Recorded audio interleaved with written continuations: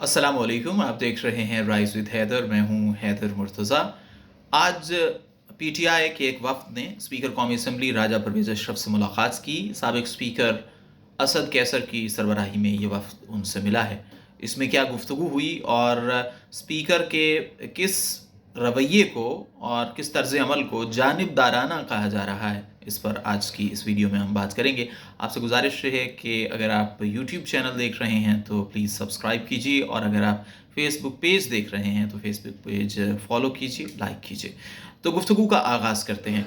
आपको यकीनन ये इल्म है कि अप्रैल 2022 में जब अदम एतमाद की तहरीक आई और फिर ये तहरीक कामयाबी के करीब थी और सुप्रीम कोर्ट से एक फ़ैसला आया, तो एहतजाजन पाकिस्तान तहरीक इंसाफ के जो अरकान असम्बली थे उन्होंने इस्तीफ़ों का ऐलान किया। शाह महमूद कुरैशी जो कि पार्लिमानी लीडर हैं पाकिस्तान तहरीक इंसाफ के, उन्होंने ये ऐलान किया और ये कहा कि जी हम असम्बली से जा रहे हैं। इस्तीफ़े उसके बाद जमा करवाए गए। उस वक्त के डेप्यूटी स्पीकर कासिम सूरी ने ये इस्तीफ़े मंजूर कर लिए, लेकिन बाद अज़ां जब राजा परवेज़ अशरफ स्पीकर बने तो उन्होंने इस पर एतराज़ उठाया, दोबारा इस्तीफ़े देखे और ये कहा कि एक कानूनी तरीक़ा मौजूद है कि हाथ से लिखा हुआ इस्तीफ़ा होना चाहिए, और दूसरी बात यह है कि रुकन कौमी असम्बली स्पीकर के सामने पेश हो और फिर वो इस्तीफ़ा मंजूर किया जाएगा, अदरवाइज़ नहीं किया जाएगा। ओके जी, फ़ाइन। लेकिन फिर हमने देखा कि परवेज़ अशरफ साहब ने कुछ इस्तीफ़े मंजूर कर लिए, उन पर ज़िमनी इंतखाब भी हो गया। कुछ उसमें से मखसूस नशस्तें थीं, कुछ पर उसमें बाई इलेक्शन हो गया, जिसमें इमरान खान ख़ुद भी उन्होंने इलेक्शन कॉन्टेस्ट किया और उन्होंने कराची की सीट के अलावा तमाम सीटों पर कामयाबी भी हासिल की। अब राजा परवेज़ अशरफ ने आज की मुलाकात के बाद भी ये कहा है कि जो कानूनी तरीक़ा है उसको पूरा किया जाएगा। बिल्कुल सही बात है आपकी, लेकिन सवाल यह है कि जब आपने इससे कबल पीटीआई अरकान के जो इस्तीफ़े मंजूर किए और उनके नतीजे में ज़िमनी इंतखाब हुआ, तो क्या उस वक्त आपने इस कानूनी तरीक़े को मलहूज़ ख़ातिर रखा या फिर नहीं रखा? लगता तो यही है, बादियों नज़र में तो यही है कि आपने अपनी जो जमात है और उनकी आपकी जमात की जो हम ख्याल जमातें हैं जिनकी हुकूमत है इस वक्त मरकज़ में, उसको तक़वियत देने के लिए, उनके सियासी अज़ाइम को तक़वियत देने के लिए आपने ऐसा कदम उठाया। गो के उसके नतीजे में आपकी जमात को तो एक सीट मिल गई, बल्कि 2 सीटें मिल गईं।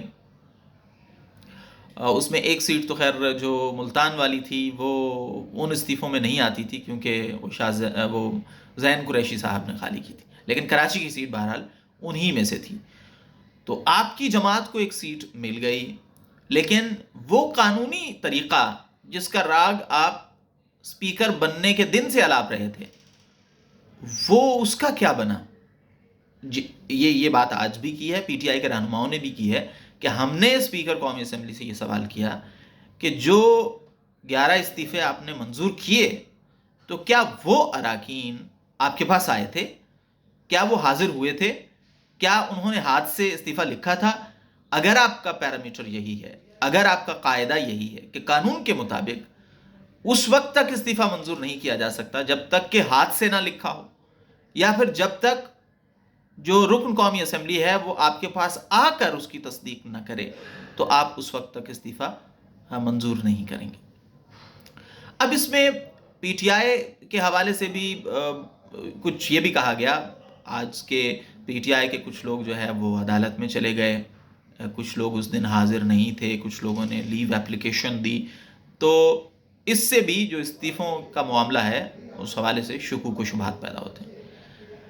स्पीकर कौमी असम्बली इन तमाम शुकूक व शुबहात को तो देख रहे हैं, लेकिन जो उन्होंने खुद किया है उस पर कोई बात करने को तैयार नहीं है, उस पर वो कुछ नहीं कहते। और बादियों नज़र में यही लगता है कि वो इस वजह से कुछ नहीं कहते क्योंकि वो उनकी जमात के हक़ में है, मरकज़ में हुकूमत के हक़ में है। पहले भी तज्ज़ियाकार ये कहते रहे हैं कि ये इस वजह से किया गया कि इनको उम्मीद ये थी कि जिन हलकों पर हम इस्तीफ़े मंजूर कर रहे हैं वहाँ शायद हमारे लोग कामयाब हो जाएंगे, तो ऐसा नहीं हुआ। एक जगह पे ऐसा हुआ, बाकी जगहों पर ऐसा نہیں ہوا ہے. تو اسپیکر قومی اسمبلی جب میڈیا سے گفتگو کرتے ہیں تو وہ اتنے یعنی مدلل انداز میں یہ کہتے ہیں کہ جی قانون میں جو طریقہ ہے اس کے مطابق یہ ہوگا، لیکن پھر خود ہی بادی النظر میں اپنی حلیف جماعتوں اور اپنی جماعت کے مفاد میں وہ استعفے قبول بھی کر لیتے ہیں. اور اس پر عدالت سے بھی کوئی ایسی چیز سامنے نہیں آئی کہ جس سے ان کے اس طرز عمل اور اس طریقے کو صحیح کیا جا سکے. معاملہ یہ ہے کہ عدالتیں بھی تو ہر ایک چیز عدالت میں ہے، ہر ایک فیصلہ عدالت میں ہو رہا ہے، سیاسی لوگ اس پر کوئی بات نہیں کرنا چاہتے. لیکن بہرحال ہم اسے ایک پازیٹیو سائن اس حوالے سے ضرور کنسیڈر کر سکتے ہیں کہ ایٹ لیسٹ ملاقات ہوئی اسپیکر کی اور پی ٹی آئی کے نمائندوں کی، اور اس پہ مزید بھی کچھ بات ہو سکتی. معاملہ صرف یہ ہے کہ اگر لگتا یوں ہے، اپیرنٹلی میں غلط بھی ہو سکتا ہوں، لگتا یوں ہے کہ یہ جو اسپیکر کا اقدام ہے یہ کوئی قانون کی بالادستی کے لیے ہرگز نہیں ہے.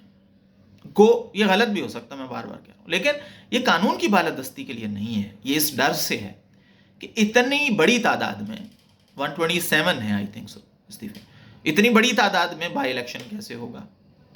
اور پھر وہ بھی اس وقت کہ جب یہ دیکھیں یہ سال ختم ہونے والا، اگلا سال الیکشن کا. پھر یہ بھی مسئلہ ہے کہ الیکشن جو ہوتا ہے پی ٹی آئی جیت جاتی ہے، جو ہوتا ہے پی ٹی آئی یعنی غالب جو اکثریت ہے ان نشستوں پر جہاں ضمنی انتخاب ہوا ہے وہاں تو ہم نے یہی دیکھا کہ پی ٹی آئی جیتی. تو یہ خدشات ہیں دراصل وہ خوف ہے اپیرنٹلی، میں پھر کہوں گا میری پرسیپشن غلط بھی ہو سکتی ہے لیکن لگتا یہی ہے کہ یہ وہ خدشہ ہے، یہ وہ خوف ہے کہ جو استعفے منظور کرنے نہیں دیتا. دوسری جانب پی ٹی آئی یہ دیکھیں نا، وہ کہہ رہے ہیں فردن اب یہ دیکھیں کہ مثال کے طور پر کہ وہ 4-5 لوگوں کو ایک ہفتے بلاتے ہیں اور پھر آگے ٹائم دیتے ہیں، تو وہ توڑ کر استعفے قبول کرنا چاہتے ہیں تاکہ اگر الیکشن ہوں بھی تو ایک ساتھ نہ ہوں. تو یہ تو جناب حقیقت حال ہے. ہمارے سیاسی جو لوگ ہیں وہ قانون کی بات کرتے ہیں، آئین کی بات کرتے ہیں، وہ رولز کی بات کرتے ہیں، لیکن وہی رولز وہ توڑ دیتے ہیں اپیرنٹلی، جو ہمیں لگ رہا ہے کہ وہ چیز ان کی جماعت کے مفاد میں ہے یا پھر ان کی جماعت کی دیگر حلیف جماعتوں کے مفاد میں ہے. اگلی ویڈیو میں آپ سے پھر ملاقات ہوگی اور آپ مجھے یہ بھی بتائیے گا کہ آپ اس سارے معاملے پر کیا سوچتے ہیں، کیا رائے رکھتے ہیں. تو انشاءاللہ ملتے ہیں اگلی ویڈیو میں. آپ سے پھر گزارش ہے کہ چینل سبسکرائب کیجیے اور فیس بک پیج لائک کیجیے. خدا حافظ.